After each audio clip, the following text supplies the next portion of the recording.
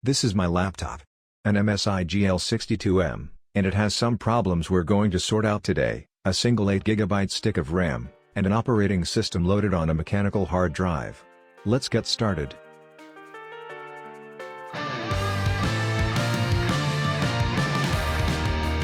There are 3 things we are going to do today. 1. Install a solid slate drive. 2. Install another 8GB stick of RAM. And 3. Migrate our OS to the newly installed SSD. The SSD is a 1TB M.2 2280 form factor Western Digital Blue, and the stick of RAM was the cheapest generic 8GB stick of SO-DIMM RAM at 2400 MHz I could order off of Newegg. In total, this upgrade is going to cost me less than $125, and the quality increase of both games and daily use is going to be so worth it. To start, we need to remove the back panel. There are screws all around the laptop and one hidden by a manufacturer's warranty sticker. In case the 1050 Ti and 7th generation Intel processor didn't give it away, my laptop is well past its warranty period, so I personally don't care. But it is something to keep in mind if you are doing this yourself. It will unfortunately void your remaining warranty to remove the panel.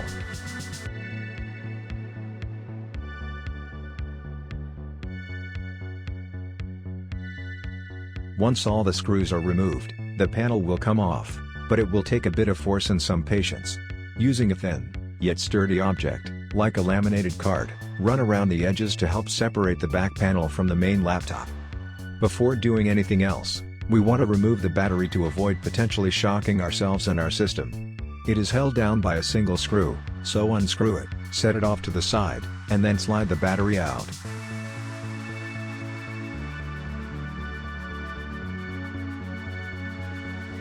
This is the 1TB hard drive the laptop came with, and here is where we will install our SSD and RAM respectively.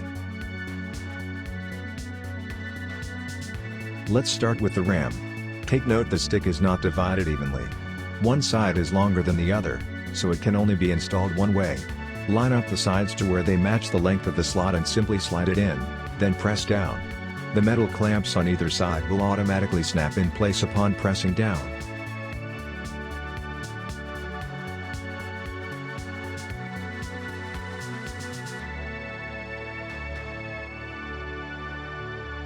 The SSD install will require our screwdriver again. This laptop only fits a form factor of 2280, which indicates the size or length of the SSD. So if you are installing in a different laptop, make sure you know what form factor it supports before purchasing. Like our RAM stick, we need to line up our SSD with its slot on the laptop's motherboard. It will slide in and stick out at an angle if it is properly connected.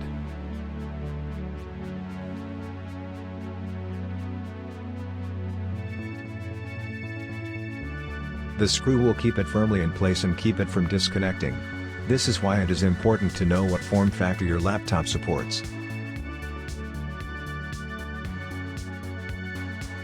Reconnect the battery by sliding it back and screwing it back in place.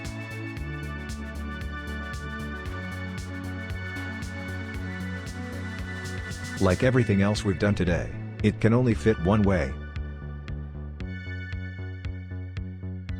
Now, we get to reattach the back panel and screw back in all the screws we removed. The easiest way to reattach the back panel is to start on the side with the majority of ports for your USB, HDMI, audio, and other connections. Simply line up and slide over the connections. The ports will cling to the openings, preventing you from pulling it over further. Then press down gently, yet firmly, on all 4 corners until you hear it snap into place. After this, all you have to do is screw back in all the screws we removed earlier, and we can finally move on to the next step of our upgrade. To give you a taste of why I desperately wanted an SSD, here is my current boot time, from pushing the power button to trying to open up Chrome, so I can browse the internet, dramatically sped up for your viewing pleasure because I am not Satan. While I can get to the desktop just fine, if I were to try and open up Performance Manager here, you would see my disk utilization is operating at 100%. This is because Windows has not actually fully booted up all of its systems yet, so I am left with an unresponsive system that will not actually do anything for another minute or two.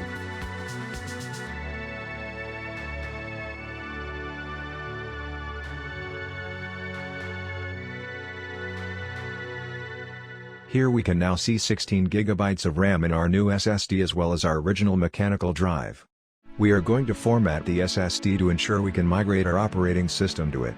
As a quick side note, I did not need to enter the BIOS to ensure my RAM was running at its rated speed of 2400 MHz, it automatically enabled XMP upon my install. If you find your RAM is not operating at its rated speed, I will leave a link in the description to another YouTuber's video that can show you how to enable this in your laptop's BIOS. Macrium Reflect, link in description, completely free, is the software we are going to use to move our operating system to our new and much faster SSD. When you open it up, you will see all of the hard drives connected to the laptop. In this case, the bottom one with all of the partitions is our current boot drive. Click on the drive with all the data and operating system, and it will bring up the option to clone this disk. Click Clone this disk, and it will open another window where it asks you to select a disk to clone to. Click there and select the empty SSD. Hit Next, and Next again to arrive at the screen that summarizes everything you are copying over. Ensure it has all the files you want to move, and hit Finish. Uncheck all boxes except Run the backup now, as that is all we want the software to do, and click OK. Depending how much data you are moving, the wait time can be anywhere from a few minutes to a couple of hours. Another option, and by far the most recommended and easiest, would be to do a fresh install of Windows on the SSD and then clean the hard drive to wipe it for general use and storage after. However, I did not want to risk losing the Windows 10 home key the laptop came with, so here we are. The last step is clean our old mechanical drive, so it has its full terabyte of space to be utilized for storing games, files, and programs. If we don't do this, there is a risk the computer will still use the hard drive as its boot disk, and we will not see any performance gain in terms of the boot time and system responsiveness. To start, we need to open Command Prompt by searching for Command in our Windows search bar, right-clicking the Command Prompt app, and selecting Run as an administrator. From here, type disk part and press Enter. Then type list disk. This shows the drives we have installed. Since I have two 1 TB disks installed, I cannot tell just from the screen which one is which, but there is a way to check.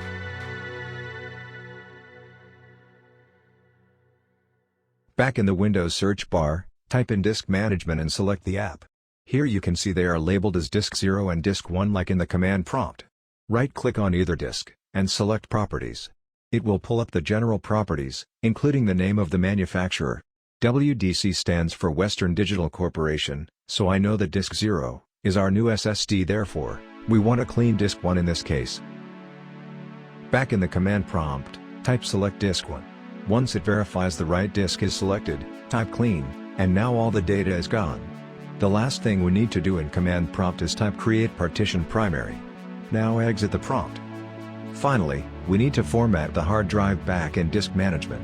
At the top, select the newly cleaned disk, for me it was Disk 1, and right-click. Select Format.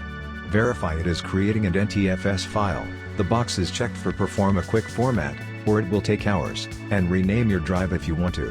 Click OK. It will warn you about deleting data upon reformatting the disk, but we already cleaned it, so just hit OK again. And we are done. I am about to show results for both boot time and gaming benchmarks. If you are done watching here, thank you for stopping by. Let's start with user benchmark, which looks at our system as a whole. As a reminder, this laptop has a 7th gen Intel processor and a GTX 1050 Ti, so expectations should be, and are, very low. But ouch! With only 8 gigs of RAM, it is really performing horribly, especially with recording software, so let's run it again without recording anything. Better, but far from ideal. One 8GB stick of RAM is really holding us back, and not having an SSD to load Windows, kills this PC's desktop performance. So let's run the exact same tests with our upgrades.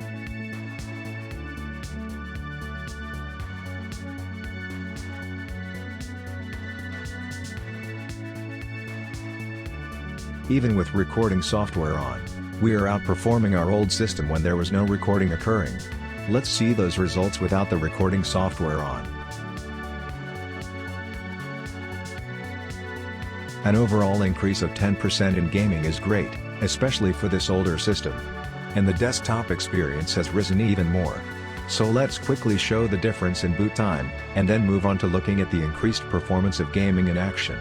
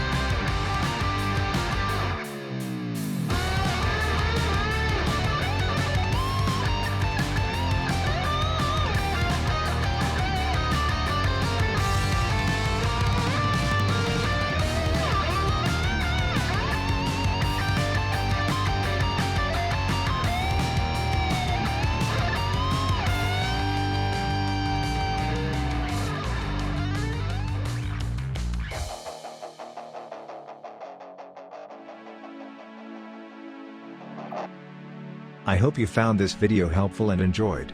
Please be on the lookout for more tech-related videos. Have a good day.